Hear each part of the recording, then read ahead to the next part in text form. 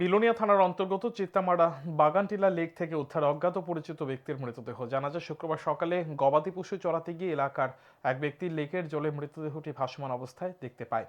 তারপর ওই ব্যক্তি এলাকার লোকজনদের ঘটনার বিষয়ে জানায়। স্থানীয়রা খবর দেয় পুলিশকে, কিন্তু 2 ঘন্টার সময় পরও পুলিশ ঘটনাস্থলে না যাওয়ায় স্থানীয়দের মধ্যে ক্ষোভ দেখা দেয়। দীর্ঘ সময়ের পর পুলিশ ঘটনাস্থলে গিয়ে লেকের জল থেকে মৃতদেহ উদ্ধার করে এবং ময়নাতদন্তের জন্য মৃতদেহ হাসপাতালে নিয়ে যায়। স্থানীয়রা জানান, মৃত ব্যক্তি এলাকার নয়।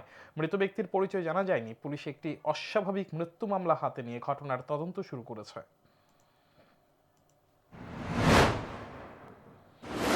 আজকে সকালে আমি বিলোনিয়াতে গেছিলাম। তখন আমি তো চিত্তামারাতে, আমি উপপ্রধান চিত্তামারা। তখন বিলোনিয়া তো আইয়া দেখলাম যে এক দুজনে আমার কোথায় আছে যে দাদা এখানে একটা লাশ পাওয়া গেছে। ওখানে লিক জানি, এখানে যে লিকটার কথা কইছে একটা লিকে বাগান টিলেতে লিকটা। তখন এবারে আমি দেখছি, যখন এই কথা শুনছি আমি ফটোতে দেখলাম না যে একটা মানুষ, ঠিক আছে এটা একটা মানুষ।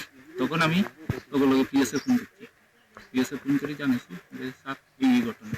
তখন পিএস পেয়েছিল, আমরা একটু পরে আইতে আসি।